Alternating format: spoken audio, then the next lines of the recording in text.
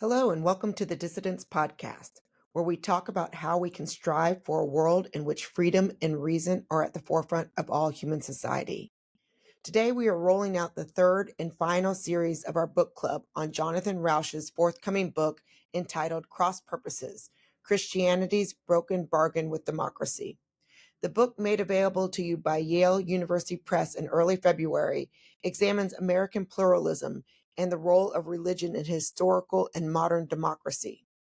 Rauch, a self-described atheist, somewhat apologetically takes us on a journalistic and self-reflective tour of the intersection of religion and human nature. This book is a cultural, civic, and spiritual travelogue for believers and non-believers alike. Jonathan Rauch will join us for a live stream on February 6th at 7 p.m. Eastern. In the meantime, join Jen, a Presbyterian, Elizabeth, an atheist, and Matt, a bishop in the Church of Jesus Christ of Latter-day Saints, for 3 book club episodes focused on cross purposes. Today, we discuss part 3, which is entitled Thick Christianity. We're back to talk finally about thick Christianity.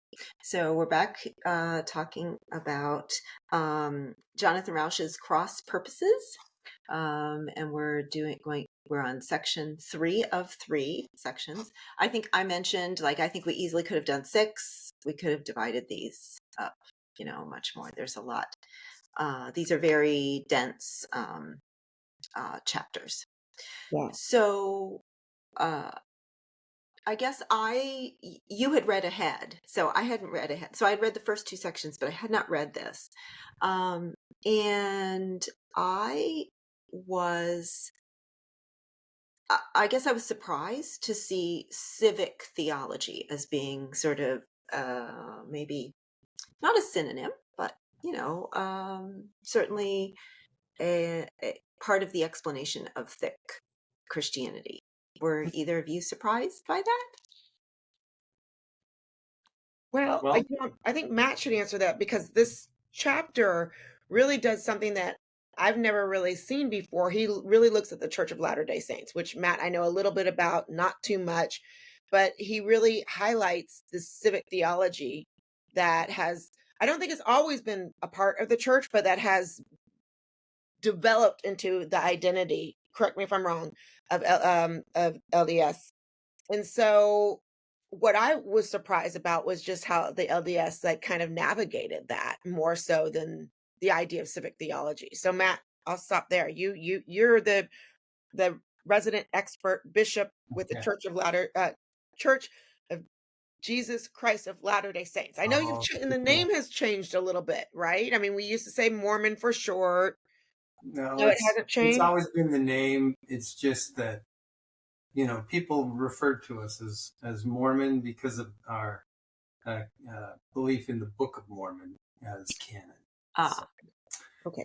So the name has been there. Of course, I was not surprised by the doctrine or by the civic theology, because that's what I've been exposed to or been a part of all of my life.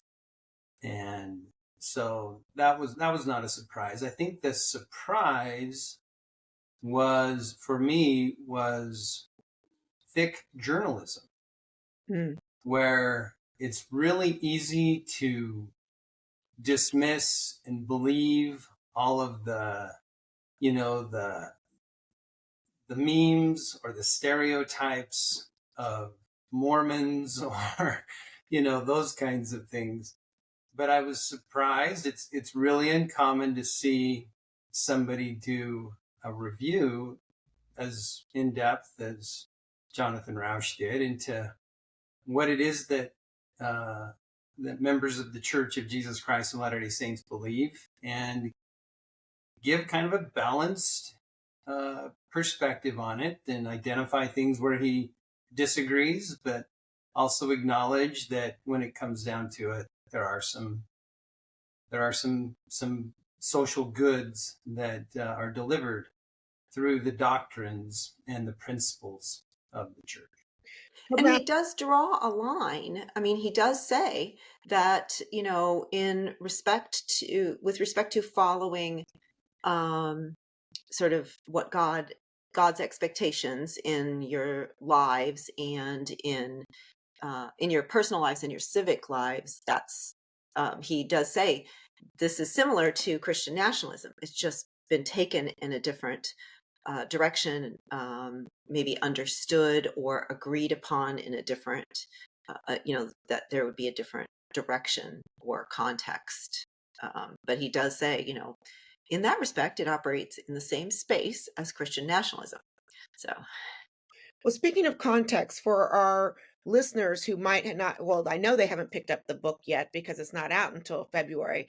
Matt, would you walk us through where he brings this civic theology and why LDS is peculiar, not peculiar, that's not the right word, but it shines out with regards to civic ideology. And the reason I ask this is because, and he does take us a little bit through the history. I don't think he would have maybe 15 years ago picked. It was really because of the Marriage and Equality Act that LDS, which usually is considered a more conservative, religion, came out, and it didn't necessarily change his tune. And he talks about this. They still were able to hold to their own values, but they decided that civic theology, their public and their personal lives, they needed to kind of step into the public space. So I'm going to stop there because I'm not making sense until the context is there. So can you give us the context?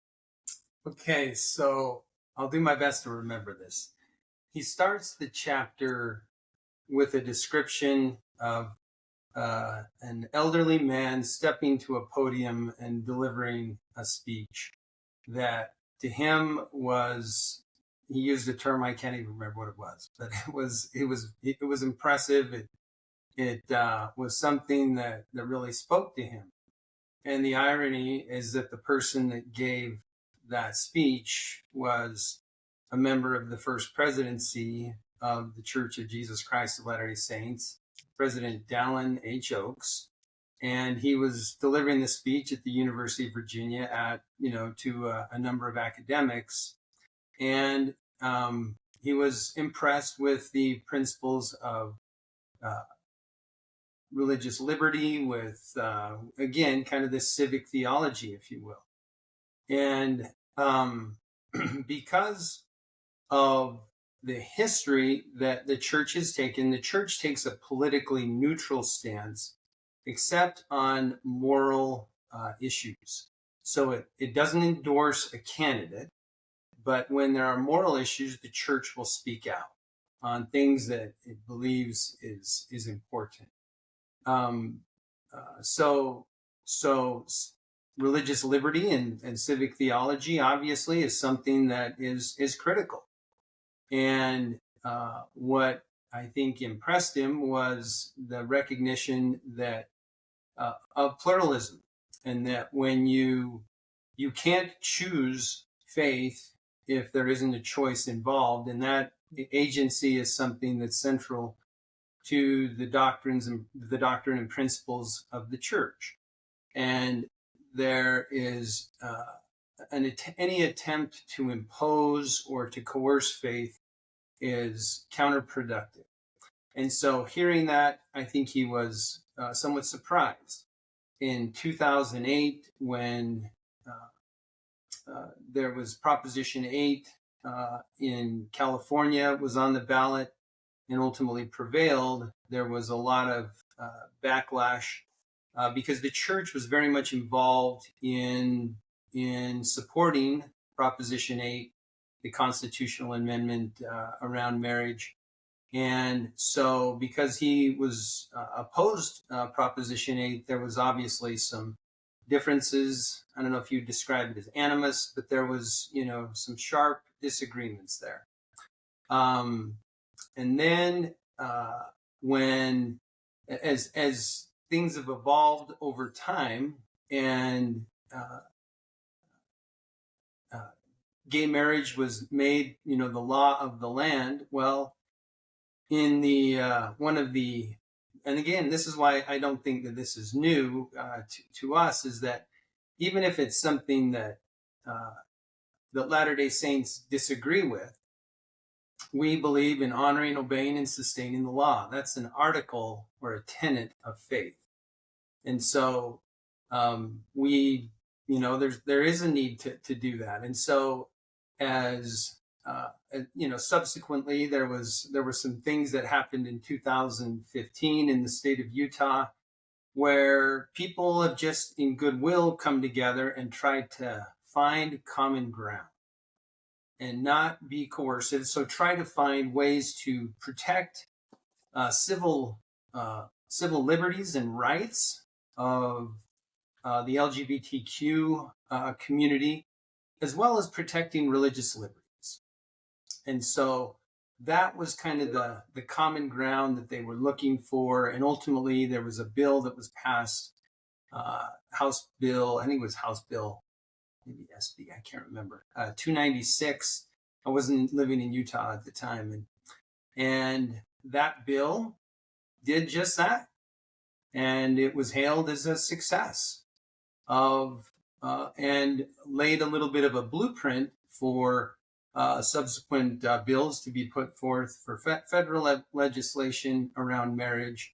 And he talked a little bit about some of those things. And I think that led him to be a little bit more curious about what was the evolution of this church that was promoting Proposition 8, but also now trying to find common ground and be supportive of protecting foundational, fundamental rights of all people.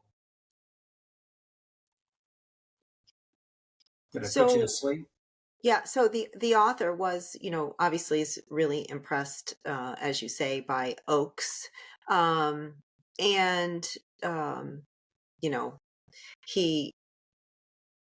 I think he communicates well his sort of reverence, if it's okay if I use that word, reverence for for the process. He's talking about the process and how the process became the goal over getting exactly what you want, compromise and working towards a compromise that felt good, that everyone felt that they had been heard, and that kind of thing. I do, again, kind of and by the way, before I say that, he does mention that, like, Catholics specifically, some he quotes some Catholicism, we cannot compromise basic principles or moral teaching. So there will be no compromise. I'm not saying that Catholics haven't ever compromised, but On this issue in particular with gay marriage, that was something that the Catholics, he mentions in the book, that was not a compromise that they were willing to make. Right. So on page 103 in our version, so he is quoting Oakes. There's a big quote, and he says, "I have a professional lifetime interest in the Constitution of the United States and how it could never have been adopted without compromise among groups that feel differently on power issues, but also found a way to realize that if they would give up on things that were less important, they could achieve a common goal that is more important of all, that is the most important of all. I think that's an approach that has become less and less feasible during my lifetime. A different approach seems to be dominant in government and much public thinking, including among many religious people of different denominations. As I've prayerfully pondered and tried to see what God would have us do and what is good for our nation, I came to the position that I expressed in that lecture that, in Virginia. I don't see, so I see that the speaker is a religious speaker. I don't see most of the things in this chapter as religion. So what am I missing? Because I don't see it. I see this as an admirable person. I see some of the outcomes as admirable, good for society. I don't see the religion. What am I missing? Well, how would you define religion? I guess, I mean, I don't see the divine in that statement. I mean, other than him saying that he prayed, I don't see the, I don't see, I guess I just imagine sort of, I don't, being sort of guided by having some Sure. sort of feeling of of something, that's telling me what to do. Yeah. I get that. I feel like my problems are too big for religion. Like that the world's problems are too, it's like no one can lay hands on this and fix it. No one can quote something to me and fix it. Like this is complicated. And Hmm. so I find this admirable, and I this will stick with me in Sure. terms of its content, but the putting a box around it that and calling it, religion just doesn't quite fit for me. So I don't know. I mean, what is religion to, I mean, to each of you? Because I don't feel it. So I don't know what. Well, this was my challenge at the end of the last podcast, is that um, I believe that everyone believes something, that there are unempirical claims, and just because you are not part of an organized group of people does not necessarily mean that you are not religious. It just means that you may not believe to, align or associate with an organized group of believers, if you will. You've developed your own way of seeing things or believing things. And I think it's important for people who identify with a religion or not to identify with a religion to understand and to articulate their own beliefs, and that they'll stand for even when it's not convenient. And I think that is where this is religious, is that the Church of Jesus Christ of Latter-day Saints has as tenets of faith. One of them is that we claim the privilege of worshiping the Almighty God according to the dictates of our own conscience, and allow all men and women the same privilege. Let them worship how, where, or what they may. So pluralism, if you wanted to just summarize that as pluralism, is part of our faith. And we believe that even when it's inconvenient for ourselves. We also, believe that governments have been established for a wise purpose. It's in canonized scripture that the Constitution of the United States of America was divinely developed. That it was that process of coming together, figuring things out, negotiating, compromising, that there is something divine about that Constitution. Now, that's not exclusively religious, but that is something that is believed and is articulated, even though it's not exclusively religious, but it's something that is stood for, even when it's not convenient, even when it's not popular, even when it's countercultural. And that's what he described, it's kind of ironic, but that's what he described, some of the church's takes as countercultural to sharp Christianity and thin Christianity. So it's not exclusively religious, but it is something that is believed in to the degree that it will be stood for. I would answer that slightly differently, Elizabeth. I feel like, I mean, I agree with what you said, Matt, but I feel that I'm not sure if I'm picking up on what you're looking for in terms of religion, but I would say, in the way I practice my faith is it is one of shepherding, myself through this world. But we as Christians believe Jesus has overcome the world, right? And so I don't think while it's important for us to, to share our faith, to judge other people based on what they may or may not believe is not, I think, part, and this is one of the parts of where we go back to thin Christianity, because I think that there has been a lot of examples of churches that are very domineering, and he mentions this, I think, with regards to LDS, like dominating the culture, dominating the government is not what we've been called to do. We have been called to be shepherds, if you will. And to the extent that you're looking for this like law moment, I mean, part of the way, again, the way I practice my faith is that moment we're not going to find that divinity necessarily on earth. I mean, the earth, the world is flawed. And so the idea is that, our what's the word I want to use? Our inheritance, if you will, is in heaven. So I don't know what you're looking for in terms of like religion and spirituality, but I think that if you're looking for the world and in the world to find that, you won't. And I think that's where people of faith, that's where they go to prayer. That's where they need also community to kind of, remind themselves in a world that's so messy and complex and sometimes very, very ugly, that there is something more than just that. And so for me, that religion is found in community and not, I mean, So does I that make guess like sense? well, it does make sense. I mean, for you, Yeah. I'm struggling because you say like, like um rituals or ethical code, like rituals like, Mhm.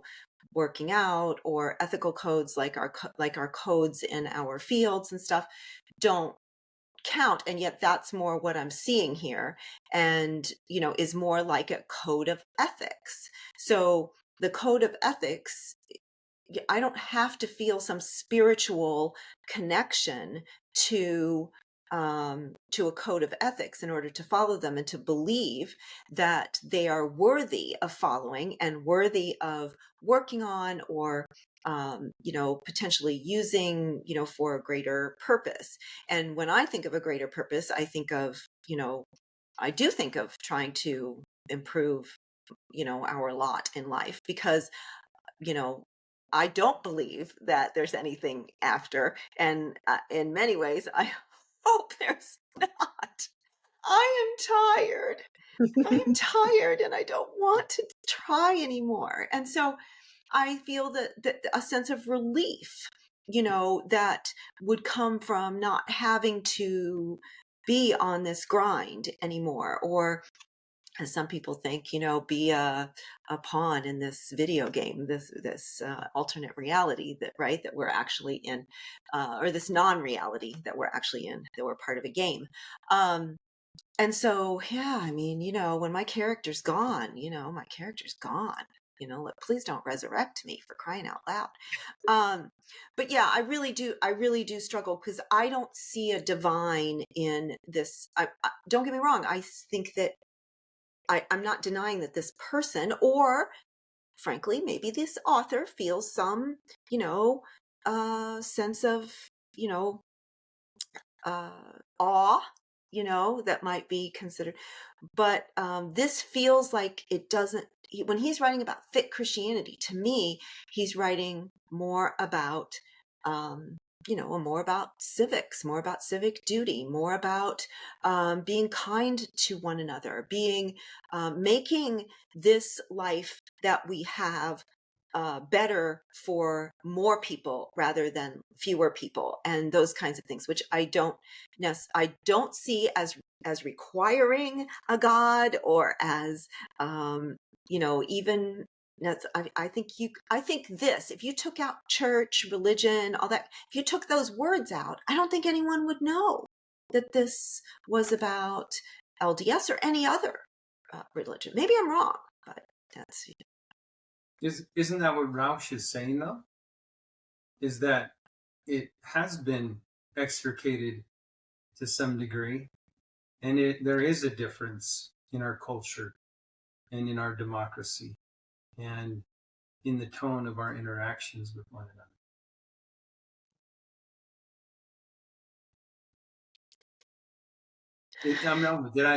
Am I misinterpreting that? I think that's his point. Right.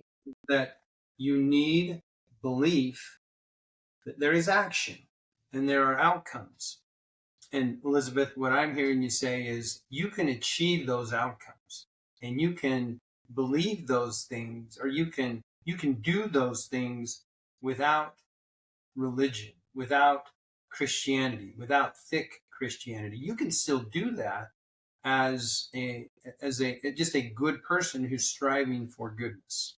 Is that right?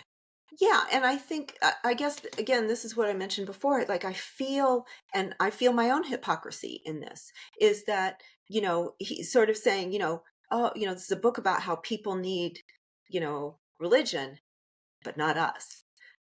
I'm saying I don't need it, and he's saying I don't need it. Who needs it? And I feel that's a little bit demeaning to say that, oh, the masses need this because they don't know, they're missing this, the three things, from the first chapter, they they're just wandering around, they're shepherds, Jen, Yeah, wandering around, yeah. wondering what to shepherd, So, and I find that a little like derogatory. mm, I- well, personally speaking, as a Christian, I mean, I think that everyone, the world would be a better place if we all treat each other the way Christian principles say we should, which we don't even as Christians. So there's that. But, but I think that there may be. I've been reading The Tipping Point. Love Malcolm Gladwell. Oh Totally yeah. another book. But I mean, I think that there is a tipping point where and perhaps Roush is touching on this, where we needed enough in society, whether it's Matt and I or you and Matt, but we needed enough in society for us to at least have that. Jordan Peterson always says when he's talking about the Gospels, I've been watching also, I'll put this in the notes. He's got a really great series out on the Gospels. I mean, aiming up. So in your prayer life and in your life to aim up, what are we aiming up for, right? And so the world, again, when we come down to the world as Jesus did, we're trying to still almost like the prayer, on earth as it is in heaven. We're aiming up. And so we're trying to create that. This ties back to the civic theology while we're here on earth. I think it is our duty to interact with people in a civic way with love, compassion, all the fruits of the spirit, as we would say. But I think what maybe Matt and I are saying is it's that aiming up that allows us to bring that down in how we interact every day. And I think, when I hear you talk, Elizabeth, I think there's a disappointment, rightfully so, in how we treat each other, how we, interact with each other. And I would say, even though the church has failed miserably in many ways, as this book talks about within Christianity, those who are truly following Christian morals and values, I think you would find that idea. I don't know. I think it's thicker, and this is why I love this idea of thick Christianity. I don't think we're practicing thick Christianity. I was so excited to see how he talked about LDS. I will tell you, I don't see I think some of the things that he talks about within the LDS that makes it thick, like civic theology and like not trying to dominate, and that creates this politicization, engaging in negotiation and compromise. I think a lot of churches would have a problem with that compromise. And again, but we say there's no such thing as gay marriage, but that's where LDS came in and said, sure, we live in the world. The world is messy. This is the compromise within the church. We aren't going to, you maybe agree with that, but we are going to live in this harmony outside of the church, and this is what it looks like.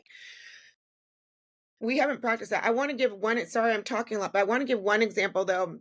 I mean, the church that I actually left, the church that I was a deacon for, I think was trying very hard to practice the Christianity.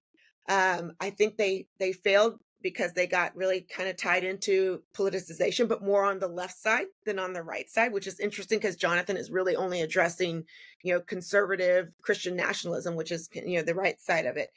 But we were in a meeting one time as a deacon, and something had happened where someone of them is a Muslim had been killed in some way, shape, or form, and they wanted to put out on the church, "We support our Muslim neighbors."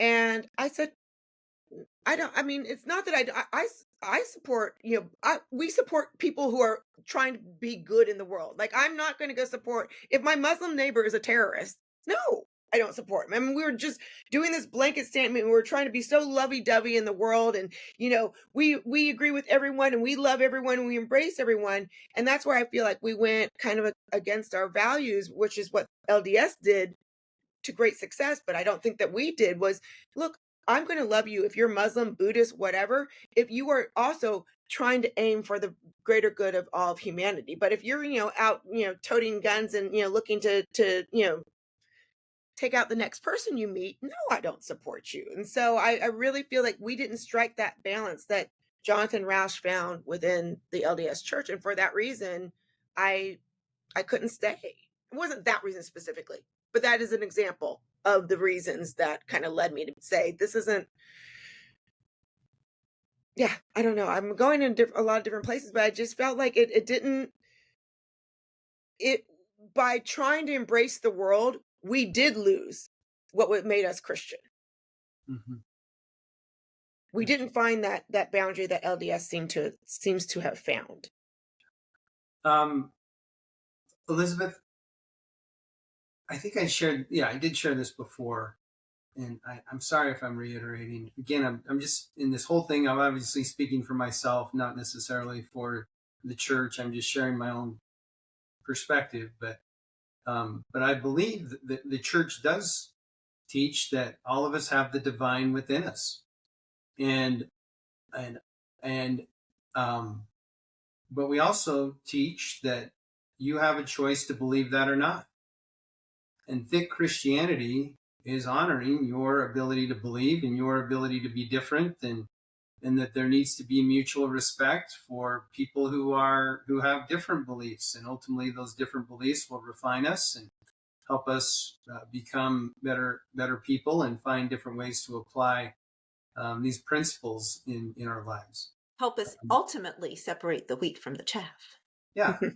Well, and this is where short term, I'm hanging around as a weed. Well, I think you're more wheat than you believe you are. I agree. And that's where I think this theology, thick Christianity or civic theology comes to, is that just the belief that there is divine in there, that what you are believing, I know you don't believe that comes from, God or from the divine, and I'm perfectly okay with that, but I believe it does.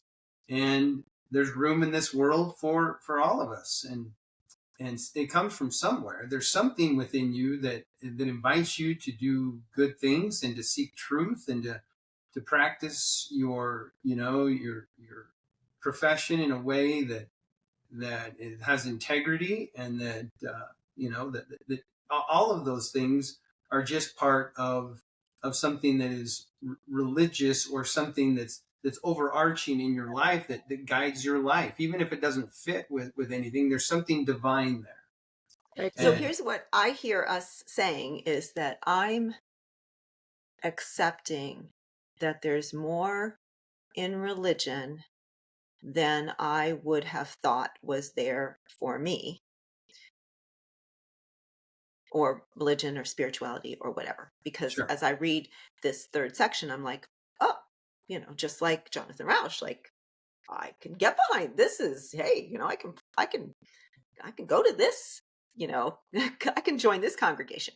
And that you are finding ways to connect with me, we are connecting with each other in real or imagined ways, because you're saying, oh no, I see something in you that you don't think is there.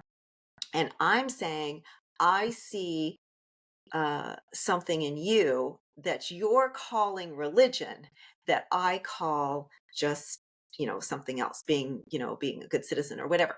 And so we are calling this, as you say, this pluralism, different things, but we're, sort of all splashing around in the same pool. Mm-hmm. And so it makes you feel better to say that you see something that there is divine, and it makes me feel better to say, no, there's not. But it's the same, sort of like, we're, like I said, we're all kind of in the same boat here together.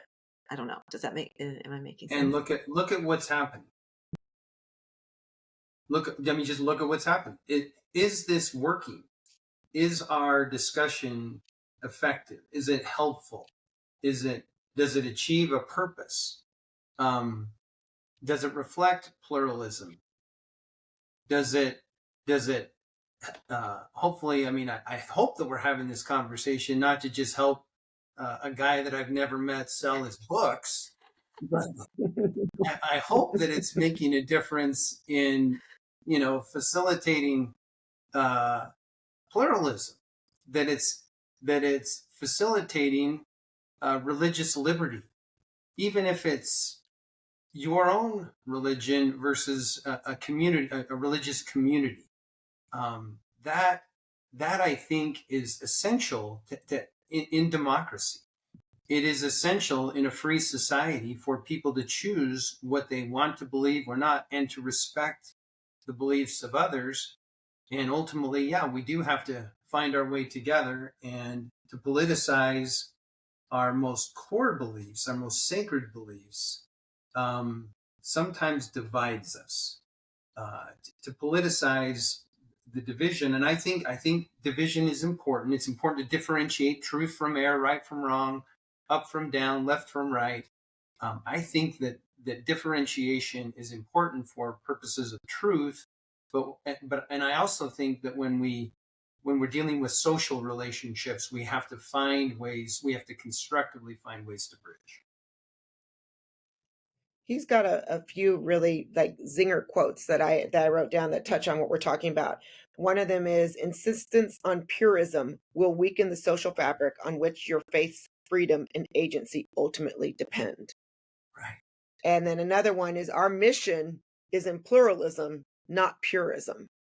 And I had to underline those. And then another like just word that I love, civic discipleship. I mean, we are in this world. We have to be in this world, I guess we have choices, but as long as we're in this world, we have to interact in a way, I think, that shows that, our highest values, and doing so in a civic way is so important. And then he says one other thing, and then I'll stop, because I love this one too. He said, we should never pass a law because someone thinks Jesus said so. Yet our laws might be better if we more often ask what Jesus might have said about them. And so, Elizabeth, this goes to what you were saying about, do I have to have Jesus to be a good person, right?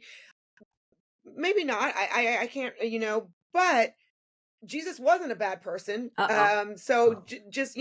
lived a life, I think mark it. I don't think. Virtue. Can we so mark asking it? ourselves, I'll mark it. There we go. Whether or not that was a law that Jesus, that's not a bad question to ask. We lost you, Jen. Oh, I'm recording. It. I'm recording on my end, so I'll repeat myself, but I'll put a little marker here. What I was saying was, I'm not sure where you lost me, so I'll kind of start at the beginning. Is, Jesus lived a virtuous life. So whether or not you believe in him, call him the Son of God, believe in Christianity, it's still not a bad person to say, what would Jesus do? Right? I mean, it's still a good measure to how we might enact laws and civic discipleship. Yeah, got to sprinkle in a little psychology here. Bring it on. Sprinkle a little psychology. A developmental psychologist, Vygotsky, was actually a big proponent of sermons and parental lectures. And his argument was that the point, he was very much, so I teach a psychology of language course. So this resonates, with me, that the idea was that going to church, having your parents lecture to you, giving you the business at dinner time or whatever, giving you, the 40,000 words was valuable, because then those voices become your guiding force, right? Those are the voices that you hear when you aren't sure. So he also says, we learn goodness by confronting choices in the world and choosing well. And in that process of learning goodness, we become more like God. I think, I don't think I'm becoming more like God, but I think that reflecting on times when I'm embarrassed by my behavior. I don't always correct those things, but I try. But hearing those voices in my head, hearing my parents, hearing, you know, maybe teachers or other kinds of lectures that were, sort of repeated to me, so that they became part of my internal voice. And those internal voices, don't have to be religion, but for some people, that's their part of their internal speech is, that helps guide them. So yeah, I mean, I think if you want to become more like your parent or less like your parent or more like, whomever it is, you can want to be less like it also, but those voices, guide you. Agreed. But that's something internal, right? Well, it becomes internal. It starts external, right? And it becomes in Vygotsky's, Mm-hmm. idea is that, and what do we do when we aren't sure what to do? Oftentimes, what do? We talk out loud to ourselves, right? When we are uncertain, and this is everything from like we're kind of lost, driving, to we're kind of lost in terms of, the right thing to do, and we talk. We have conversations with ourselves. But we actually talk out loud Mm-hmm. to ourselves, and many in psychology think that that's just useless speech, but Vygotsky felt that that was, self-directional, and that's kind of what you're talking about, only more, So is he talking about the importance of words, the importance of internal dialogue, the Mhm. importance of all these things that ultimately becomes internalized? Yes, it becomes Okay. internalized, and then you can refer to that as it becomes part of you, right? Yeah. So it becomes part of the The narrative you tell narrative. you Yeah. about yourself, Okay. about who you believe you are. Am Mm-hmm. I the kind of person who would Mm-hmm. do whatever? Um, am I the kind of person who, apologizes when they think they've done something wrong? Or am I the kind of person who, am I the kind of person who steals? Or am I the kind of, and it depends on why you're stealing too, right? Am I the kind of person who steals from my starving child? Maybe I am. And so this is the complexity, right, of that internal dialogue. So the external dialogue becomes, our identity, our self. And so that the importance of, it's a different way of thinking about the importance of language, Mm-hmm. and its contribution to our identity.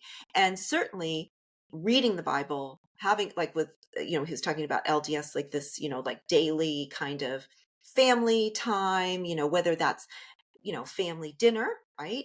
Or whether that's family scripture, or whether that's, whatever, these rituals that involve narrative, Gathering, contribute to the community. Yeah. self.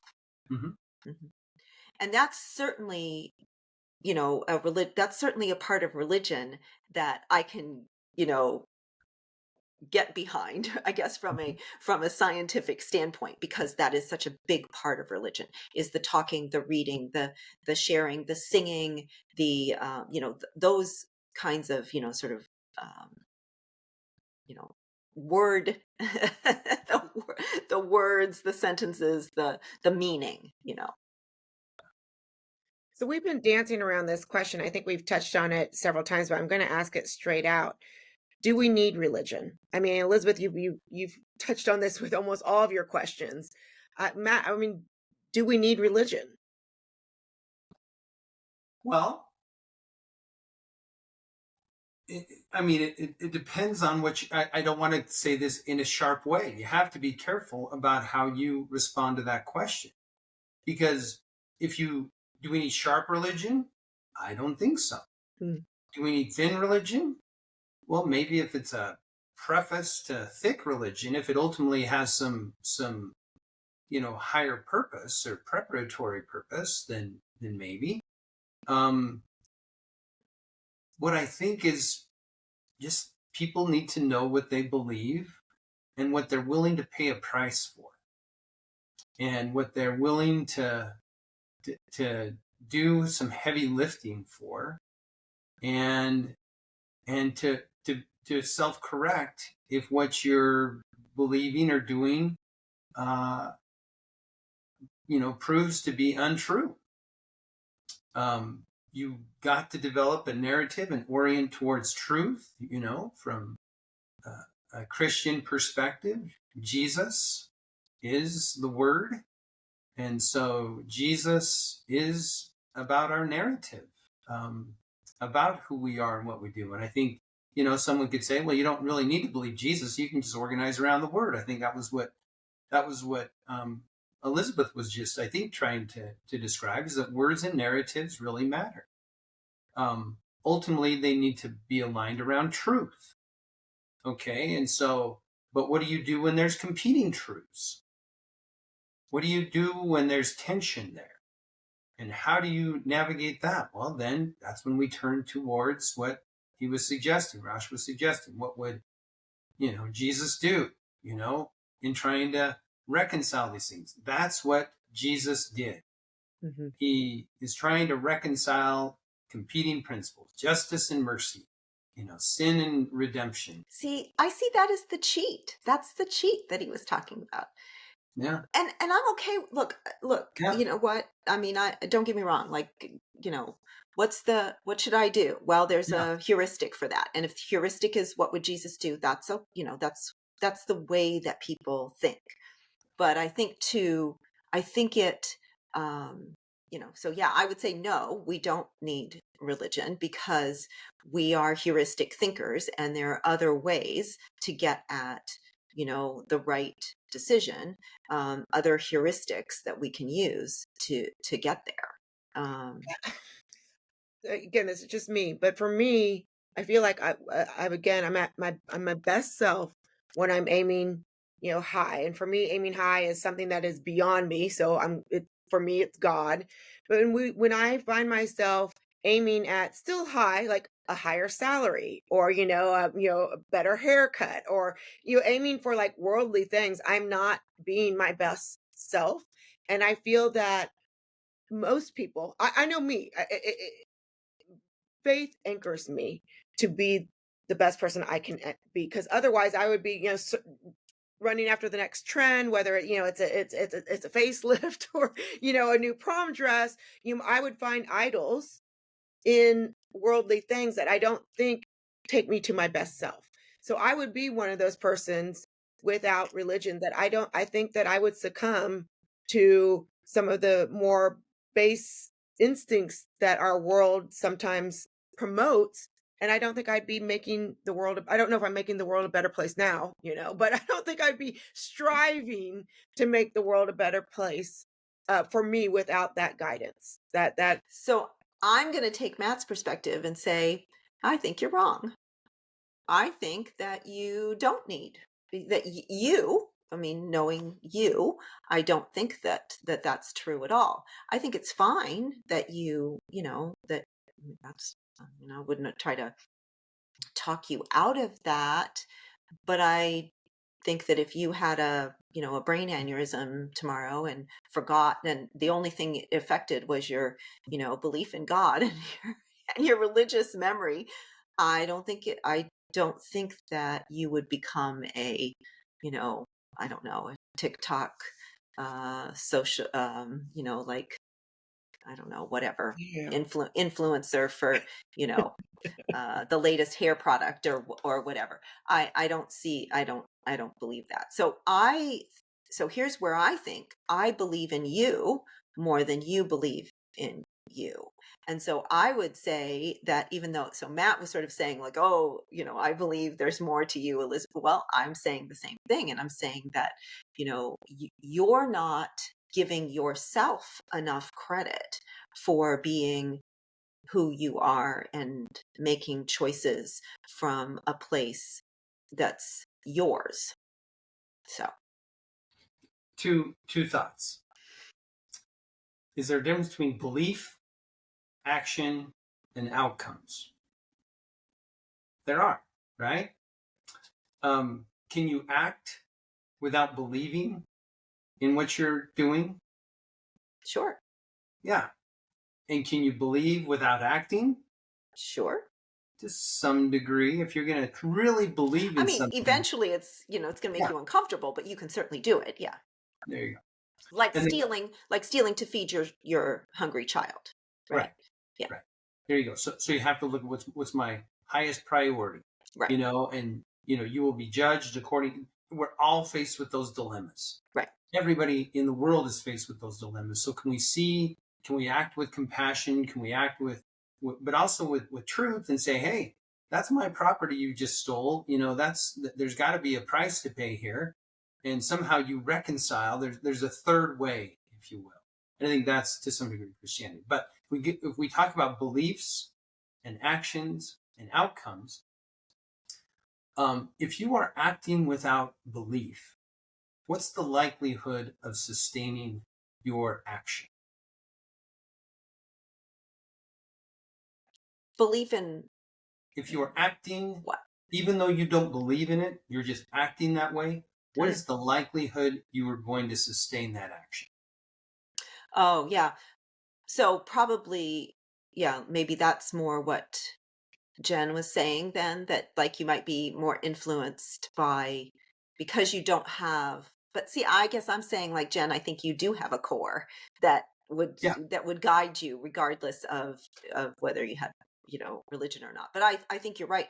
Many people are sort of, wandering around, sort of not, So you have these beliefs that are the roots.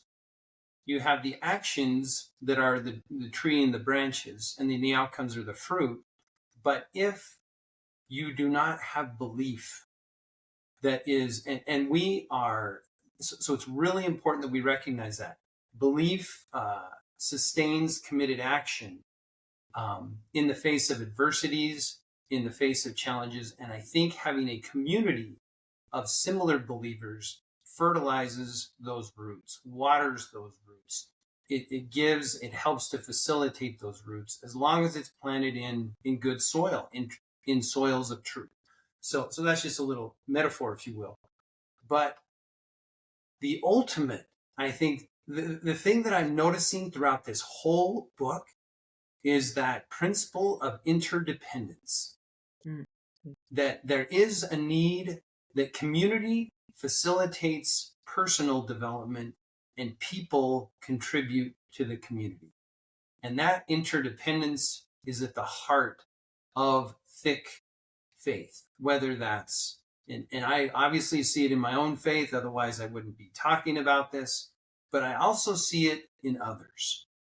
And I think recognizing that principle of interdependence, there are things within my faith that I don't believe you find anywhere else. But there are many great things that I see in others, and we partner with them in many ways in responding to the challenges of the world. But that interdependence, that giving and receiving, the community individual dynamic, that's the theme that I see throughout this whole book. But again, let me ask you, Matt, don't mean to dig too hard here, but do we need religion for that? Yeah. So, well, that's the question is, if you don't have a belief, if you don't have a community of belief, at your heart of hearts, you can do good. Yes, you could do good without religion. But I think Rauch is trying to make the point is that democracy is not doing well without thick religion. Mm-hmm. There's a difference between, yes, you can do it without, but the absence of thick religion is our democracy is paying a price for the absence of thick religion. So let me ask you, I wrote this down. He calls religion like a not a stabilizing wall, but a weight-bearing wall. A weight-bearing wall. Load-bearing wall. Load-bearing. That's right. A load-bearing wall. And I wrote down like, well, vaccination is load-bearing, for example, like the measles, mumps, and rubella or polio vaccines or whatever. So those who get the vaccines are load bearing for people who, for one reason or another, can't. Whether that's because they're in a country that, or an area where it's not available, or because they have some physical, allergies, or, some reason why they can't get it, right? So is that kind of like, that was my kind of analogy. Like, not everybody has to do it, but enough people doing it will, is the structural beam, so that you're holding up you're holding up democracy, because of what you're talking about, like that there's enough people that believe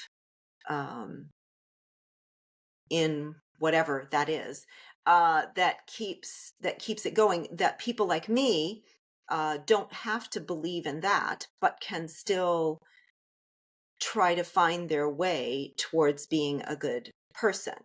And then, of course, I mean, there are people, that, I mean, again, then we're all holding up the other walls, right, for people in society who, who are lost for other reasons, who are not able to. And so it's just like the whole, like the sort of, this sort of, I would call that like the epidemiological model for religion, right? That, that we have to have a certain amount of people doing critical mass. A critical mass of people who are doing the right thing. And some people get vaccinated not because they believe in it or whatever. It's just like, well, my parents took me there and I did it. And, but, when I was little or whatever, I didn't make the decision.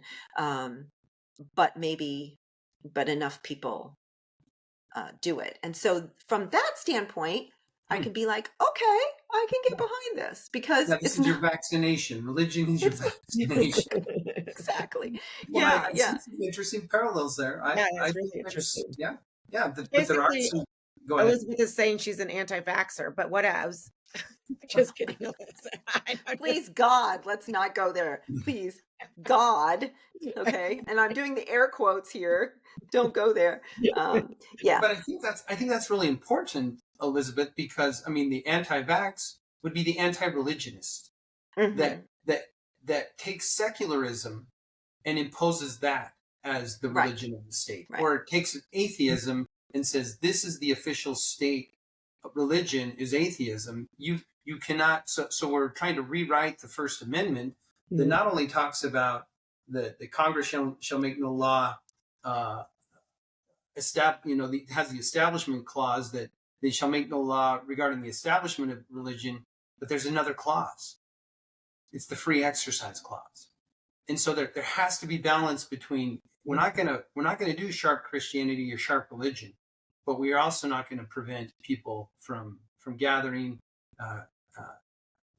having a free exercise. So I think that's what Rauch might be trying to find here. Is we need this load-bearing wall. There are so many benefits, social benefits, personal benefits to religion.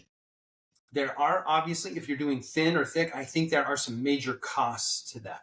And but when you are practicing thick civic religion, where you're worshiping and you're allowing other people to do the same, and you have goodwill between one another, you have a belief system by which you govern yourself. We don't have to restrict civil liberties. We don't have to have a massive police force or a military to control or manage the people.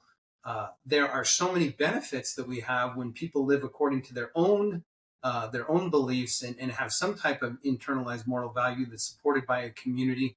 That it really is the key, and I think essential to a free society. It's a heavy lift, though.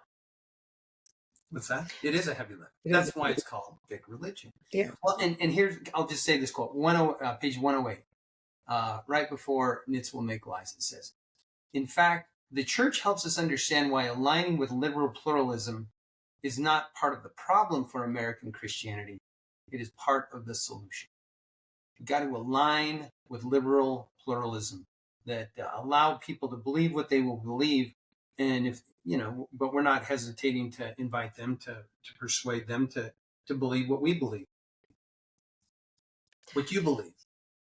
So is Rauch advocating for a Church of Madisonian pluralism? Or the Church of Liberal Civic Theology processes? I mean, is he actually sort of like almost, suggesting a new religion here? He's like, well, Latter-day Saints would be the closest to, but is he, is he actually sort of forming a new? No, I think you mentioned this the last time. I think he's calling us to what we have already been called to do and have failed to do in thick Christianity. What we've seen mostly, at least in the United States, is variants of thin and sharp Christianity.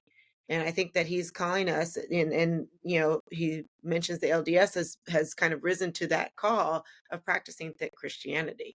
So I don't think he's saying like, let's start something new. He's saying, do what you said you were going to do in the first place, and that's where we failed in many ways. And I don't know that he's trying to create a church.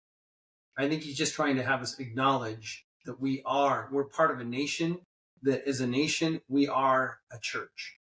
And we are, there are different, sects within this church, but we're all part of a church that believes in constitutional principles. And whether you believe that they're divine or not, that they have an impact. They bless, they benefit, they help, or they don't. And you look at what's happening in our country, in the United States of America, relative to other parts of the world. There's a reason people are coming to the United States of America. There's a reason why it is the way it is. It wasn't just by happenstance. And those principles, those constitutional principles, they work under certain circumstances.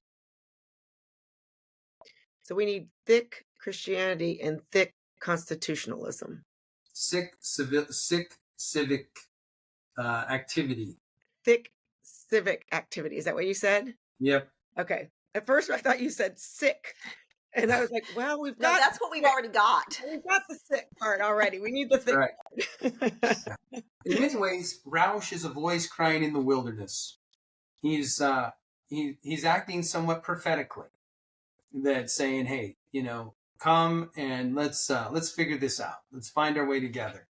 And that works. That works to some degree, but people don't always see him as a person of authority. But in a church, that works because you have someone acting as a leader, a prophet, a pastor, someone who's going to stand and say, we need to make some corrections here.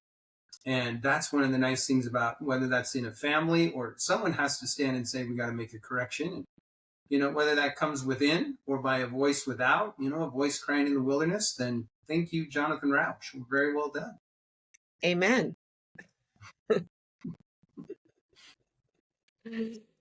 Well, for our audience, February 6th at 7 p.m. Eastern, Jonathan Rauch will be joining us for a live stream that will be live streamed on our Twitter account or X account. It's at IL Values, and also on our YouTube account. So join us with your questions, your thoughts, and be a part of the discussion.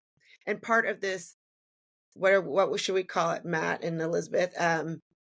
This constitutional convention?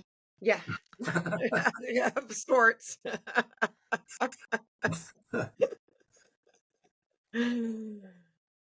This has been amazing. Thank you both. Thank you. Thank you. It's been great.